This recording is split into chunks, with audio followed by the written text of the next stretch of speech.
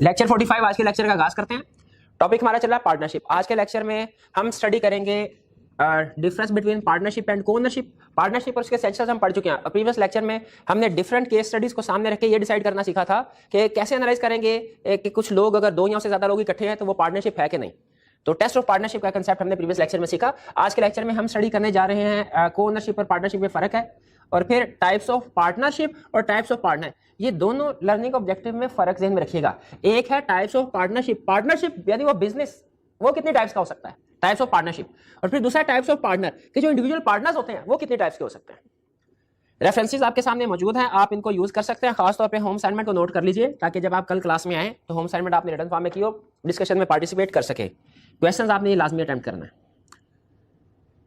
तो चलते हैं अपने पहले कंसेप्ट की तरफ, difference between partnership and co-ownership. Partnership के बारे में हम स्टडी कर चुके हैं कि partnership is the relationship between person who have agreed to share the profits of a business carried on by all or any of them acting for all. Partnership यानी जब लोग आपस में एग्री होकर कोई बिजनेस करते हैं, प्रॉफिटेबल एक्टिविटी कर रहे होते हैं, वो है पार्टनरशिप। को-ओनरशिप का मतलब क्या है? को-ओनरशिप का मतलब ये है, या जिसे जॉइंट ओनरशिप भी कह सकते हैं। जॉइंट ओनरशिप या को-ओनरशिप का मतलब ये है कि कोई भी एक एसेट, कोई भी एक प्रॉपर्टी है, उसके एक से ज्यादा ओनर्स हैं। जैसे आपने समटाइम अपनी कॉमन लाइफ में देखा होगा कि समटाइम ऐसा होता है कि फादर ने अपनी कोई प्रॉपर्टी है अपने बच्चों के नाम करते हैं, तो वो बजाय ये कि एक बच्चे के नाम पे प्रॉपर्टी करें, अगर दो बच्चे हैं तो दोनों बच्चों के नाम पे प्रॉपर्टी ट्रांसफर कर दी जाती है। इसे कहते हैं को-ओनरशिप। इसको एक छोटी सी एग्जांपल के साथ मैं आपके साथ क्लियर करता हूं। फर्ज कीजिए ये है एक प्लॉट और इसका एरिया कितना है, 2 कनाल। अब ये जिस बंदे का प्लॉट है उसके 2 बेटे हैं। अब एक उसने डिस्ट्रीब्यूशन करने हैं, उसके जहन में आया मरने से पहले खुद अपने हाथ से ट्रांसफर कर दूं, कहीं बाद में बच्चे लड़ते ना रहे। अब उसके बाद 2 ऑप्शन है। पहली ऑप्शन ये है, ऑब्जेक्टिव क्या है कि ये प्रॉपर्टी 2 बच्चों के नाम पे ट्रांसफर कर। पहली ऑप्शन क्या है कि इस प्रॉपर्टी के 2 हिस्से किए जाए, एक कनाल ए के नाम पे, मिस्टर ए के नाम पे, और दूसरा कनाल मिस्टर बी के नाम पे। अब इसमें ध्यान में रखिएगा ये को-ओनरशिप का केस नहीं है। इसमें मिस्टर ए इस आधे हिस्से का पूरा मालिक है और इस वाले हिस्से में मिस्टर ए का कोई राइट नहीं है, और मिस्टर बी इस वाले हिस्से का मालिक है, इस वाले हिस्से में मिस्टर बी का कोई राइट नहीं है। यानी दोनों बेटों को एक एक नाल प्रॉपर्टी ट्रांसफर कर दी। अब उनकी अपनी अपनी प्रॉपर्टी। ये को-ओनरशिप का केस। को-ओनरशिप का केस क्या है कि बाप अपने दोनों प्रॉपर्टी 2 कनाल पूरी प्रॉपर्टी रहने दी जाए। बाप अपने दोनों बेटों के नाम पे पूरी प्रॉपर्टी कर दे। ये है को-ओनर। यानी अब इस प्रॉपर्टी के एक नहीं बल्कि 2 मालिक हैं, ए और बी भी। और ए भी इस प्रॉपर्टी के 1-1 इंच का ओनर है और बी भी इस प्रॉपर्टी के 1-1 इंच का ओनर है। यानी दोनों ओनर है इस पूरी प्रॉपर्टी में। यह है को-ओनरशिप का केस। अब अगर इस प्रॉपर्टी को ए और बी ने आगे बेचना है तो जब तक ए और बी दोनों आपस में मिलकर साइन नहीं करेंगे यह प्रॉपर्टी आगे सेल नहीं हो सकती। ये को-ओनरशिप का केस है। अब इसको पार्टनरशिप के साथ डिफरेंशिएट किया जाता है क्योंकि इसमें भी 2 लोग हैं ना इन्वॉल्व, 2 ओनर है। पार्टनरशिप में भी 2 या उससे ज्यादा लोग होते हैं, तो सम टाइम कहीं कंफ्यूजन ना हो जाए कि आप को-ओनरशिप को पार्टनरशिप समझ लें। इसलिए लॉ ने यहां पे हमें कंसेप्ट बताया, difference between partnership and co-ownership. Concept simple है। अगर आपको बेसिक एग्जांपल पता चल गई, पार्टनरशिप तो हम पहले डिस्कस कर चुके हैं, को-ओनरशिप की एग्जांपल पता चल गई, कंसेप्ट बिल्कुल सिंपल। पढ़ने क्या जा रहे हैं हम? डिफरेंस। किन 2 चीजों में डिफरेंस? पार्टनरशिप में और को-ओनरशिप में। पहला डिफरेंस, फॉर्मेशन। पार्टनरशिप आपको पता है हमेशा किसी ना किसी एग्रीमेंट की बेस पे बनती है, जबकि को-ओनरशिप में ए और बी का आपस में एग्रीमेंट होना लाजमी नहीं है। लाजमी नहीं है, ठीक है। सम टाइम जो है वो एग्रीमेंट के बगैर, जैसे इस सिचुएशन में ए और बी ने आपस में एग्री करके तो ये प्रॉपर्टी एक्वायर नहीं की, बल्कि इनके फादर ने इनके नाम पे ट्रांसफर किया, तो को-ओनर है, लेकिन शायद इनके आपस में एग्रीमेंट कोई नहीं होगा। पार्टनरशिप में एग्रीमेंट होना जरूरी है। और आपको याद है क्या ये एग्रीमेंट रिटन होना जरूरी है? नहीं, ये एग्रीमेंट रिटन भी हो सकता है, ये एग्रीमेंट ओरल भी हो सकता है, और इवन ये एग्रीमेंट इंप्लॉयड भी हो सकता है। तो पार्टनरशिप के लिए एग्रीमेंट होना जरूरी है, को-ओनरशिप के लिए एग्रीमेंट होना जरूरी नहीं है। Next, business. पार्टनरशिप का पर्पस होता है बिजनेस चलाना। बिजनेस चलाना ये एसेंशियल है। को-ओनरशिप में बिजनेस रन नहीं किया जाता। और बिजनेस में आपको 2 चीजें बता दूं।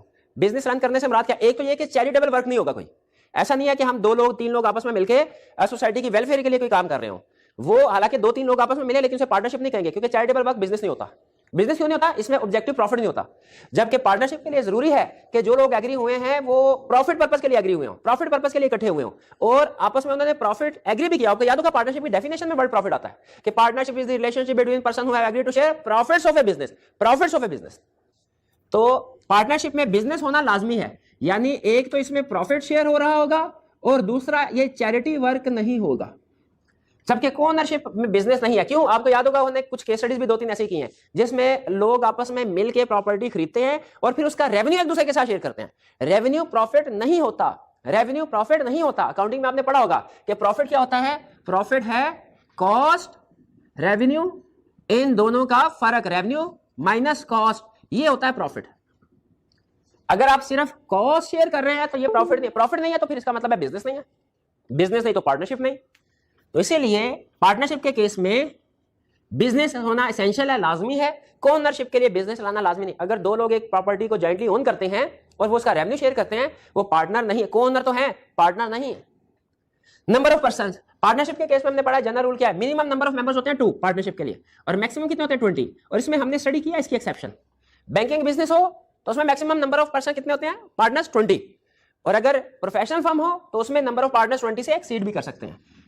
बैंकिंग बिजनेस के लिए maximum number of partner 10, banking के लिए कितने? 10। और प्रोफेशनल फर्म्स, सीए फर्म्स वगैरह जो होती हैं, इनके 20 से भी ज्यादा हो सकते हैं। जबकि को-ओनरशिप में लाने कोई लिमिट प्रेस्क्राइब नहीं की। पार्टनरशिप के केस में लिमिट प्रेस्क्राइब है और मैंने आपके साथ शेयर कर दी। को-ओनरशिप के केस में कोई लिमिट प्रेस्क्राइब नहीं।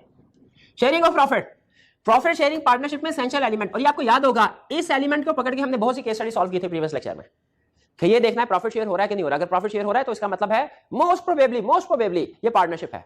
हालांकि उसकी भी वो 6 एक्सेप्शंस हमने पढ़ी थी, लेकिन मोस्ट प्रोबेबली पार्टनरशिप के लिए प्रॉफिट शेयरिंग लाजमी है।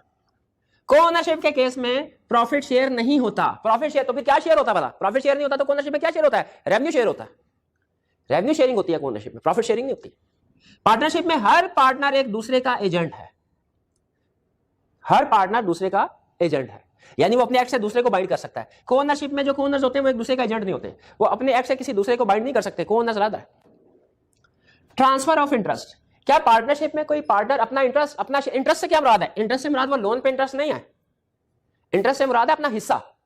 पार्टनरशिप में कोई भी पार्टनर अपना हिस्सा अगर ट्रांसफर करना चाहे तो बाकी के पार्टनर्स की कंसेंट के बगैर नहीं कर सकता, बाकी के पार्टनर्स की कंसेंट के बगैर नहीं कर सकता। लेकिन को-ओनरशिप में अगर कोई को-ओनर अपना हिस्सा ट्रांसफर करना चाहे तो वो दूसरे की कंसेंट के बगैर कर सकता है, याद रखिए। अच्छा, इसमें भी थोड़ी देर पहले मैंने आपको बताया जॉइंट ओनर्स हैं, जब तक दोनों साइन नहीं करेंगे प्रॉपर्टी सेल नहीं हो सकती। तो अगर मिस्टर ए चाह रहा है, इस एग्जांपल में मिस्टर ए चाह रहा है मैं अपना हिस्सा बेच दूं, मिस्टर बी कह रहा है मैंने नहीं बेचना, तो याद रखें मिस्टर ए अभी भी अपना हिस्सा बेच सकता है, लेकिन कैसे? अदालत से रुजू करना पड़ेगा। अदालत फिर इस प्रॉपर्टी की डिवीजन करती है। आपने अक्सर देखा होगा फैमिलीज वगैरह में इस तरह के डिस्प्यूट राइज होते हैं प्रॉपर्टी से रिलेटेड, तो फिर कोर्ट फैसला करती है कि किस पर्सन को कितना शेयर मिलेगा। तो को-ओनरशिप में जो को-ओनर है वो अगर अपना हिस्सा बेचना चाहे अदालत के थ्रू बेच सकते हैं, लेकिन पार्टनरशिप में कोई भी पार्टनर जब तक दूसरे पार्टनर की कंसर्न ना हो अपना हिस्सा नहीं बेच सकता। यह है difference between partnership and co-ownership. Simple difference था, इसमें कोई ऐसी टेक्निकल चीज नहीं थी। आपने सिर्फ इन पॉइंट्स को याद कर लें, ये आपको 5 मिनट में तैयार हो जाएगा कंसेप्ट। और इसमें बहुत सी चीजें ऐसी थी जो हम ऑलरेडी पढ़ चुके हैं, जैसे एग्रीमेंट। पार्टनरशिप की तो जितनी भी बातें हैं वो हम सारी की सारी पढ़ चुके हैं। को-ओनरशिप में कुछ चीजें हम पढ़ चुके हैं और कुछ नहीं पढ़े। केस स्टडी में वो नॉर्मली हमसे पूछा करता था कि रेंट शेयर हो रहा है, बताओ ये पार्टनरशिप है कि नहीं? कहते थे पार्टनरशिप नहीं है, को-ओनरशिप है। चलिए, ये पहला तो हमारा कंसेप्ट हो गया कंप्लीट। अब चलते हैं दूसरे कंसेप्ट की तरफ। और दूसरा कंसेप्ट क्या है? Types of partnership. पार्टनरशिप की टाइप्स कितनी है? याद रखिए, ये पार्टनरशिप की टाइप्स है, पार्टनर की टाइप्स नहीं है। कहते हैं पार्टनरशिप की 2 टाइप्स हैं। देखिए, इसको हमने 2 हिस्सों में क्लासिफाई किया। टाइप्स ऑफ पार्टनरशिप ये अलग चीज है और टाइप्स ऑफ पार्टनर्स ये अलग है। पार्टनरशिप की 2 टाइप कौन सी? पर्टिकुलर पार्टनरशिप और partnership at will. Particular partnership और partnership at will. Particular partnership कौन सी होती है? पर्टिकुलर पार्टनरशिप है जो कि पर्टिकुलरली किसी स्पेसिफिक पर्पस या स्पेसिफिक पीरियड के लिए बनाई जाए। स्पेसिफिक पर्पस क्या हो सकता है? पीरियड तो आपको समझ आ गया होगा, जैसे कुछ लोग आपस में मिले और ये एग्री करें कि हम 1 साल तक, 2 साल तक, 3 साल तक मिलकर बिजनेस करेंगे, तो ये पर्टिकुलर पार्टनरशिप हो गई पीरियड के साथ। पर्टिकुलर पार्टनरशिप स्पेसिफिक पर्पस के लिए भी की जा सकती है, जैसे 3-4 इंजीनियर आपस में मिले और कहें जी हम डैम बनाते हैं और फिर उसका गवर्नमेंट के साथ एग्रीमेंट करेंगे, डैम रेवेन्यू कितना होगा उसके एक्सपेंसेस इनकर करके डैम कंस्ट्रक्ट करेंगे, जैसे डैम कंप्लीट होगा हमारी पार्टनरशिप खत्म। या गवर्नमेंट के साथ एग्रीमेंट किया कुछ पार्टनर्स ने मिलकर, कुछ लोगों ने मिलकर कि हम आपके लिए एक रोड कंस्ट्रक्ट करते हैं, अब जैसे ही वो रोड कंस्ट्रक्ट होगी पार्टनरशिप खत्म। ये है पर्टिकुलर पार्टनरशिप। यहाँ कुछ लोग मिलकर आपस में डिसाइड करते हैं हमने मूवी बनाएंगे कोई, जैसे ही मूवी कंप्लीट हुई पार्टनरशिप खत्म। तो पर्टिकुलर पार्टनरशिप ऐसी है जो स्पेसिफिक पर्पस या स्पेसिफिक पीरियड के लिए बनाई जाती है। जैसे ही वो पर्पस कंप्लीट हुआ, या वो पीरियड कंप्लीट हुआ जिसके लिए पर्टिकुलर पार्टनरशिप क्रिएट की गई थी, पार्टनरशिप ऑटोमेटिकली डिसॉल्व हो जाएगी। इसको डिसॉल्व करने के लिए किसी पार्टनर को नोटिस देने की जरूरत नहीं है, क्योंकि पर्टिकुलर पीरियड के लिए थी या पर्पस के लिए थी, जैसे ही वो पर्पस या पीरियड कंप्लीट हुआ पार्टनरशिप खत्म। हाँ, अगर अच्छा ये है पॉइंट, अगर पार्टनरशिप को डिसॉल्व ना किया जाए, यानी फर्ज कीजिए पार्टनर ने कहा जी 3 साल तक हम पार्टनरशिप चलाएंगे, 3 साल हो गए, इसके बाद 4th ईयर में भी वो पार्टनरशिप चलाते रहे, असूल के मुताबिक तो इस पार्टनरशिप को 3 साल के बाद खत्म हो जाना चाहिए था। लॉ कहता है बिल्कुल पुरानी पार्टनरशिप खत्म हो भी गई 3 साल के बाद, लेकिन अब जो आगे partner Majid business carry on कर रहे हैं, इसका क्या स्टेटस है? लॉ कहता है अगर वो स्टिल बिजनेस को कैरी ऑन कर रहे हैं तो हम इसको इंप्लाइड पार्टनरशिप समझेंगे कि ये भी पार्टनरशिप है, लेकिन अब ये पार्टनरशिप पर्टिकुलर नहीं रही, अब ये पार्टनरशिप एट विल बन गई, ये दूसरी वाली टाइप बन गई। क्यों? क्योंकि पर्टिकुलर पार्टनरशिप सिर्फ उस स्पेसिफिक पीरियड और पर्पस के लिए थी जो पूरा हो चुका है, उसके बाद भी अगर आप पार्टनरशिप को कंटिन्यू करते हैं तो पार्टनरशिप है, वैलिड है, ये नहीं है कि पार्टनरशिप वैलिड है, लेकिन अब वो पर्टिकुलर पार्टनरशिप नहीं रही, क्योंकि वो तो खत्म होगी पीरियड के साथ। अब कौन सी पार्टनरशिप बन गई? वो पार्टनरशिप एट विल। तो ये पॉइंट याद रखिएगा, अगर कंटिन्यू कर दी जाए स्टिल स्पेसिफिक पीरियड या पर्पस कंप्लीट होने के बावजूद भी, तो उस पार्टनरशिप को हम क्या कहते हैं? Partnership at will. अच्छा, पार्टनरशिप एट विल की डिस्कशन कर लेते हैं। ये कौन सी टाइप ऑफ पार्टनरशिप है? पार्टनरशिप एट विल ऐसी टाइप ऑफ पार्टनरशिप है जिसमें कोई ड्यूरेशन या पर्पस फिक्स नहीं किया जाता, नो ड्यूरेशन स्पेसिफाइड, यानी पर्टिकुलर में तो पर्पस या पीरियड स्पेसिफाई किया जाता है, जिस पार्टनरशिप में पर्पस या पीरियड स्पेसिफाई ना हो उसे हम कहेंगे पार्टनरशिप एट विल। अच्छा, नाम से जाहिर अगर आप नाम को समझ लेंगे ना तो आपको इसका कंसेप्ट भी समझ आ जाएगा। विल का मतलब क्या? रजामंदी, मेरी विल, मेरी मर्जी। पार्टनरशिप एट विल का मतलब क्या है? वो पार्टनरशिप जो किसी एक पार्टनर की मर्जी पे डिपेंड करती है, यानी मर्जी क्या कि अगर कोई पार्टनर उसको छोड़ के जाना चाहे तो जा सकता है, इसे हम कहते हैं पार्टनरशिप एट विल। इसमें हर पार्टनर की अपनी मर्जी होगी कि अगर वो पार्टनरशिप को क्विट करना चाहे कर सकता है। इसमें कोई ड्यूरेशन स्पेसिफाइड नहीं है, क्योंकि आपको पता है अगर ड्यूरेशन या पर्पस या पीरियड स्पेसिफाई कर दिया जाए वो पर्टिकुलर पार्टनरशिप बन जाएगी, जबकि पार्टनरशिप एट विल वो होगी जिसमें कोई पर्पस या पीरियड स्पेसिफाई नहीं किया गया। अच्छा, अब देखिए, अगर कोई पीरियड या पर्पस स्पेसिफाई नहीं किया गया तो क्या इसका मतलब ये क्या तक चलेगी पार्टनरशिप? अगर इसमें से कोई पार्टनर क्विट करना चाहे कर सकता है? यस, कर सकता है। कोई भी पार्टनर कभी भी अगर क्विट करना चाहे कर सकता है, लेकिन कैसे करेगा? नोटिस इश्यू करके कि भाईजान हमारी पार्टनरशिप चली थी 2 साल पहले, अब 25 अप्रैल से मैं इस फर्म का, इस पार्टनरशिप का पार्टनर नहीं हूं। तो जो नोटिस दिया जाएगा तो पार्टनरशिप डिसॉल्व हो जाएगी, यानी particular partnership at will notice अगर इसको डिसॉल्व करना है, नोटिस इश्यू करके डिसॉल्व किया जा सकता है। पॉज कीजिएगा जी। तो पार्टनरशिप एट विल में इसको डिसॉल्व करने के लिए नोटिस देना जरूरी है, नोटिस दिया जाता है, और नोटिस में जो डेट लिखी होगी, यानी जिस दिन नोटिस दिया गया उस दिन पार्टनरशिप डिसॉल्व नहीं होगी, बल्कि नोटिस में जो डेट लिखी गई है उस दिन पार्टनरशिप डिसॉल्व समझी जाएगी। यानी अगर फर्ज कीजिए 10 तारीख को नोटिस दिया जाता है, पार्टनर कहता है कि जी 20 तारीख से मैं पार्टनरशिप का हिस्सा नहीं, तो पार्टनरशिप 10 तारीख को डिसॉल्व नहीं हुई जिस दिन नोटिस दिया गया, बल्कि नोटिस में जो 20 तारीख लिखी गई है तो 20 तारीख से पार्टनरशिप डिसॉल्व होगी। और अगर एक और कंसेप्ट, अगर एग्रीमेंट में लिखा हुआ कि partnership will be dissolve only by consent of all partners, यानी पार्टनरशिप एट विल का कंसेप्ट ये है कि कोई एक पार्टनर भी अगर उसे लैदा होना चाहे तो नोटिस देके लैदा हो सके, फिर वो पार्टनरशिप एट विल होगी। लेकिन अगर पार्टनरशिप में ये लिखा गया है कि सारे के सारे पार्टनर जब तक एग्री ना करेंगे पार्टनरशिप डिसॉल्व नहीं होगी, तो फिर पार्टनरशिप एट विल नहीं है। पार्टनरशिप एट विल क्यों नहीं? क्योंकि अब इंडिविजुअल पार्टनर की विल पे नहीं है वो डिपेंडेंट। अब इंडिविजुअल पार्टनर अगर चाहे भी तो पार्टनरशिप डिसॉल्व नहीं हो सकती, क्योंकि उसमें लिखा हुआ है कि ऑल पार्टनर की कंसेंट होगी, फिर ही पार्टनरशिप डिसॉल्व होगी। तो ये हमारी 2 टाइप्स हैं, पर्टिकुलर पार्टनरशिप और partnership at will. 2 types of partnership. Particular partnership में हमने क्या सीखा कि ऐसी पार्टनरशिप है जो स्पेसिफिक पर्पस या पीरियड के लिए होती है, जैसे ही वो पर्पस या पीरियड कंप्लीट होता है पार्टनरशिप खत्म। हाँ, अगर उसके बाद भी पार्टनरशिप चलती रहे पर्टिकुलर पार्टनरशिप, तो वो फिर पार्टनरशिप एट विल में कन्वर्ट हो जाती है ऑटोमेटिकली। और पार्टनरशिप एट विल क्या है? जो कि स्पेसिफिक पर्पस या टाइम पीरियड के लिए ना बनाई जाए, ठीक है, उसमें कोई टाइम पीरियड मेंशन नहीं किया जाता। इसको डिसॉल्व करना पार्टनरशिप एट विल को, तो कैसे डिसॉल्व किया जा सकता है? ये फिर खत्म कैसे होगी अगर पीरियड या पर्पस नहीं लिखा हुआ? ये कोई भी इंडिविजुअल पार्टनर अगर नोटिस दे दे तो उसके नोटिस देने से जो नोटिस में डेट लिखे गए उस दिन से पार्टनरशिप डिसॉल्व हो जाएगी। और अगर पार्टनरशिप में लिखा है कि इंडिविजुअल पार्टनर के नोटिस से डिसॉल्व नहीं होगी, बल्कि जब तक सारे पार्टनर्स एग्री ना करें ये डिसॉल्व नहीं होगी, कंसेंट ऑफ ऑल पार्टनर जरूरी हो, तो फिर वो पार्टनरशिप एट विल नहीं रहती। अच्छा, फिर क्या बन जाती है? इसके बारे में लॉ साइलेंट है, इसलिए हमने भी इसके बारे में नहीं सोचना, सिर्फ इतना में रखना है कि पार्टनरशिप एट विल नहीं रहेगी। आगे चलते हैं। टाइप्स ऑफ पार्टनर्स की कितनी टाइप्स है?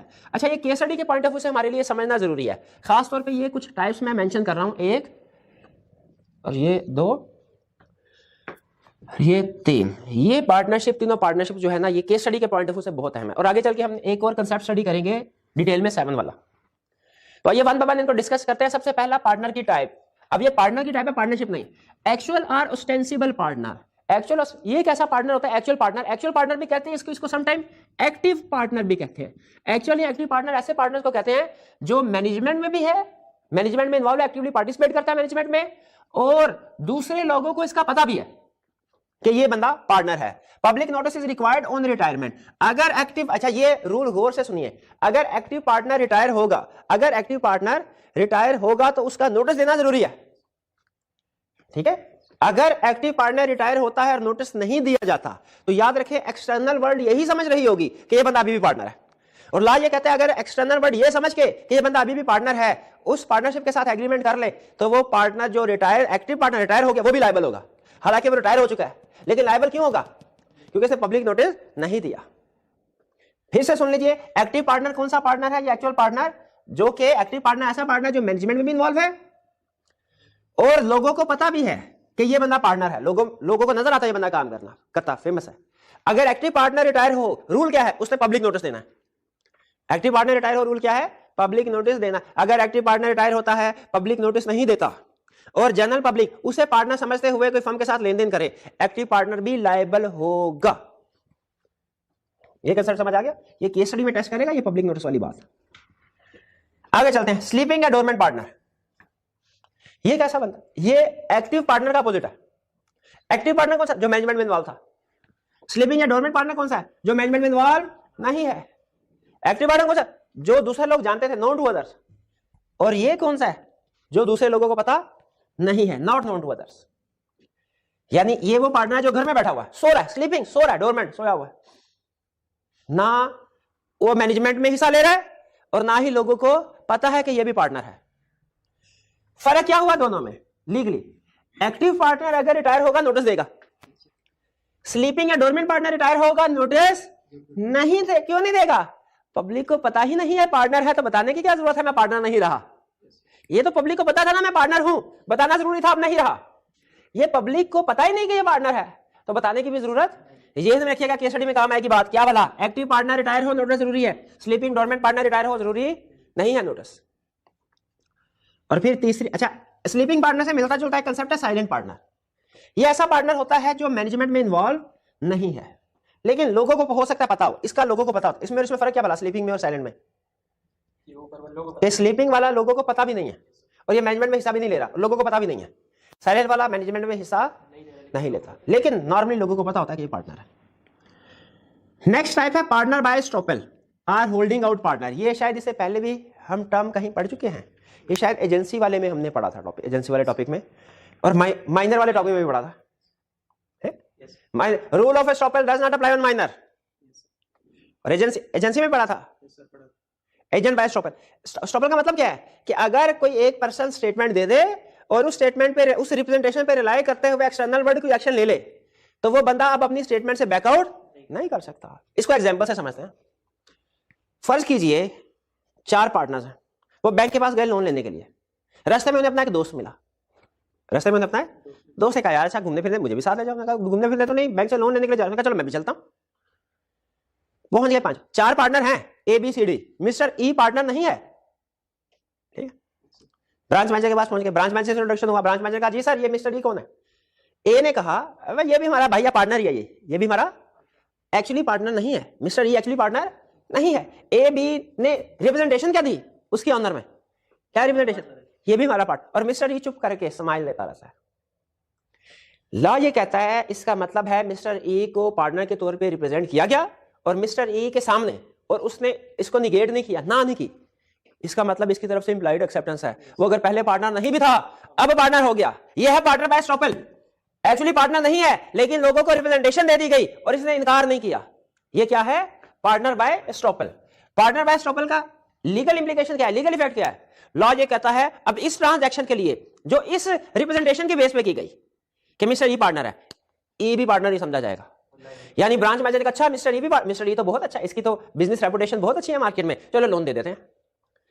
अब इस रिप्रेजेंटेशन के बेस पे कि मिस्टर E पार्टनर है, बैंक ने लोन दे दिया, क्या बाद में बैंक ये लोन मिस्टर E से रिकवर करवा सकता है? क्वेश्चन ये है, क्या रिकवर करवा सकता है? इसका जवाब है यस, रिकवर करवा सकता है। लेकिन क्यों रिकवर करवा सकता है? मिस्टर E तो पार्टनर है ही नहीं, मिस्टर E तो पार्टनर है ही नहीं। मिस्टर E कहेगा मैं तो पार्टनर नहीं हूं, लॉ क्या कहता है? कहता है पार्टनर नहीं हो तो उस वक्त चुप क्यों बैठे थे जब रिप्रेजेंटेशन दी जा रही थी कि तुम पार्टनर हो? ये है पार्टनर बाय स्टॉपर, ठीक है। इसे होल्डिंग आउट पार्टनर भी कहा जाता है। यानी अगर किसी बंदे को पार्टनर के तौर पर रिप्रेजेंट किया गया और उसने इनकार नहीं किया तो लॉ उसे क्या अज्यूम करेगा? ये भी पार्टनर है, और वो उन एक्ट्स के लिए लायबल होगा, फर्म के सारे एक्ट्स के लिए नहीं, उन एक्ट्स के लिए जो इस रिप्रेजेंटेशन की बेस पे किए गए कि ये पार्टनर है। क्लियर हुई है बात पार्टनर बाय स्टॉपर वाली? साइलेंट पार्टनर मैंने बता दिया। पार्टनर इन प्रॉफिट ओनली, ये कौन सा पार्टनर है? नाम से ही जाहिर है, नाम ही काफी है। क्या कौन सा पार्टनर है? जो सिर्फ शाहिद अफरीदी वाला नहीं, वो नहीं है। शाहिद अफरीदी वाला नॉमिनल पार्टनर है। मैं तो पार्टनर इन प्रॉफिट ओनली बात पूछ रहा हूं। शाहिद नॉमिनल पार्टनर कौन सा है? जो बराए नाम पार्टनर होता है, जिसका नाम यूज करते हैं, उसने फर्म में कैपिटल नहीं डाला, ये नॉमिनल पार्टनर समझा रहा हूं। अब आपने जिक्र छेड़ दिया तो पहले मैंने कहा नॉमिनल समझा दूं, बाद में पार्टनर प्रॉफिट ओनली की तरफ आऊंगा। नॉमिनल पार्टनर क्या? शाहिद अफरीदी, नाम काफी है, ठीक है। फर्म में कैपिटल नहीं डालता नॉमिनल पार्टनर, प्रॉफिट भी नहीं लेता, लेकिन उसका नाम इस्तेमाल किया जाता है। तो बताइए प्रॉफिट तो नहीं, क्या प्रॉफिट में भी ना ले रहा, मैं भी ले रहा हूं, मैं भी ना ले रहा हूं। हालांकि असूली तौर पे डेफिनेशन ये कहती है, मुझे ना इसमें थोड़ा सा इख्तलाफ है कि डेफिनेशन कहती है प्रॉफिट शेयरिंग लाजमी है, लेकिन नॉमिनल पार्टनर उसने कहा है सम टाइम प्रॉफिट मिलता है शेयर, सम टाइम नहीं मिलता। चलो बहरहाल हम अज्यूम करते हैं कि इसको कुछ ना प्रॉफिट, लेकिन याद रखें प्रॉफिट मिले या ना मिले, लायबिलिटी उसकी अनलिमिटेड ही रहेगी, क्योंकि हर पार्टनर की लायबिलिटी अनलिमिटेड है, ठीक है। अगर कोई पार्टनर कहता है मैं अपना प्रॉफिट का शेयर नहीं लूंगा तो ना ले चाहे प्रॉफिट का शेयर, लेकिन उसकी लायबिलिटी।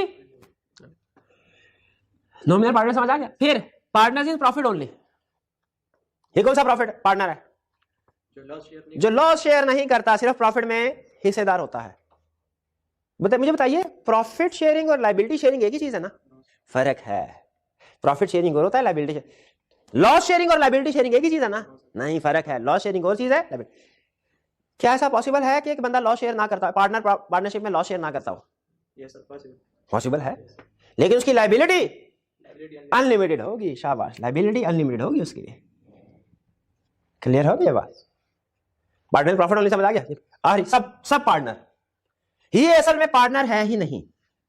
जिस तरह मेरा दिल करता है कि नॉमिनल पार्टनर को भी इस लिस्ट से निकाल दूं, क्योंकि अगर नॉमिनल पार्टनर प्रॉफिट शेयर नहीं कर रहा, नॉमिनल पार्टनर का सिर्फ नाम इस्तेमाल किया प्रॉफिट शेयर, तो फिर वो बाय डेफिनेशन पार्टनर ही नहीं रहता। लेकिन चूंकि आईकैप ने डाली हुई है, हम पढ़ते जाते हैं।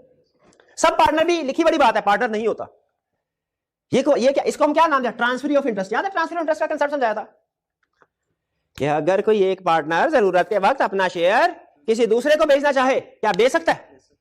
नहीं बेच सकता जब तक के दूसरे पार्टनर की कंसेंट ना हो, ऑल पार्टनर्स की। और अगर कंसेंट के साथ बेच दिया तो जिसको बेचा क्या वो ट्रांसफरी पार्टनर बन गया? बताया था ना, वो पार्टनर नहीं, डिस्कशन भी हुई थी डिटेल वाली क्लास में। तो सब पार्टनर से मुराद है पार्टनर का पार्टनर, सब ऐसे ही कहते हैं ना, पार्टनर का partner, sub partner. Transfer of interest यानी सब पार्टनर से मुराद क्या है? अगर कोई एक पार्टनर अपना इंटरेस्ट, अपना शेयर किसी दूसरे पर्सन को ट्रांसफर करते, इस दूसरे पर्सन को क्या कहेंगे? Transfer of interest. Transfer of interest.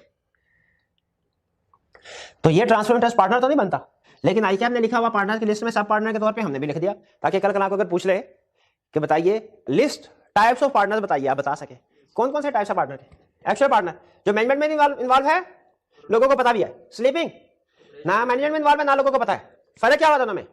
ये रिटायर हो तो नोटिस देना जरूरी है, ये रिटायर हो स्लीपिंग तो नोटिस देना जरूरी है। पार्टनर बाय स्टॉपल जो एक्चुअली पार्टनर नहीं होता, लेकिन उसे रिप्रेजेंट किया जाता है लोगों के सामने कि ये पार्टनर है, ठीक है। अगर इस रिप्रेजेंटेशन की बेस पे थर्ड पार्टी ने एक्शन ले लिया हो तो ये पार्टनर लायबल होगा, एज्यूम किया जाएगा ये असल में भी पार्टनर है। साइलेंट पार्टनर जो मैनेजमेंट में हिस्सा नहीं लेता। पार्टनर प्रॉफिट ओनली जो लॉस शेयर नहीं करता, सिर्फ प्रॉफिट शेयर करता है। नॉमिनल पार्टनर ब्राय नाम, जिसका गुडविल के तौर पर सिर्फ नाम इस्तेमाल किया जाता है। इन दोनों पार्टनर की, पार्टनर प्रॉफिट ओनली और नॉमिनल पार्टनर की लायबिलिटी बाकी पार्टनर्स की तरह अनलिमिटेड होती है। और सब पार्टनर है ट्रांसफर ऑफ इंटरेस्ट, जिसको किसी एक पार्टनर ने अपना इंटरेस्ट शेयर कर दिया हो, ऑफिशियली वो फर्म की उसको प्रॉफिट में से हिस्सा वगैरह मिलता रहेगा उसे ट्रांसफरी को, लेकिन एक्चुअली वो फर्म में पार्टनर नहीं है, उसका स्टेटस पार्टनर का नहीं होता, ट्रांसफरी ऑफ इंटरेस्ट का ही होता है। क्लियर हुई बात? सर ये सब पार्टनर मैनेजमेंट में हिस्सा नहीं ले सकते? सब पार्टनर मैनेजमेंट में हिस्सा बिल्कुल भी नहीं ले सकता। सब पार्टनर को जो कुछ कहना है ना, ये देखें, ये ए है, बी, ये तीन पार्टनर है, बी ने अपना शेयर बेच दिया डी को, डी आके इन दो को कुछ नहीं कह सकता। ये कहेंगे भाई तुम हो कौन, भाग जाओ, हम तो तुम्हें जानते नहीं है। डी इस बिजनेस में पार्टिसिपेशन, मैनेजमेंट में हिस्सा नहीं ले सकता, इसे सिर्फ पैसे वगैरह मिलेंगे। इसने अगर कुछ कहना है तो बी को जाके कहे। इसका एग्रीमेंट, डी का एग्रीमेंट बी के साथ हुआ है, बाकी पार्टनर्स के साथ नहीं हुआ। तो ये जो ट्रांसफर होता है ये मैनेजमेंट में हिस्सा नहीं लेता। जी क्या इसकी लायबिलिटी होगी कोई? भाई ये एक चीज याद रखे, ये ट्रांसफर या ये पार्टनर नहीं है। पार्टनर तो बताइए लायबिलिटी इसकी होगी कि नहीं होगी? नहीं होगी। शाबाश, जो पार्टनर ही नहीं है उसकी लायबिलिटी क्या आएगी? ठीक है, इसे सिर्फ वो इससे पैसों से गर्ज होती है। फर्म का जो प्रॉफिट आ रहा है वो मुझे मिलता है, जो फर्म वाइड अप हो तो मुझे मेरा हिस्सा मिल जाए, जो शेयर है। ना ये मैनेजमेंट में हिस्सेदार होता है, ना इसकी लायबिलिटी अनलिमिटेड। क्यों? क्योंकि पार्टनर नहीं है। शाबाश। लेकिन यहां पे तो हमने टाइप्स ऑफ पार्टनर में इसको पढ़ा, क्योंकि आई कैप में लिखा हुआ है। क्लियर? और कोई क्वेश्चन? नहीं, चलिए।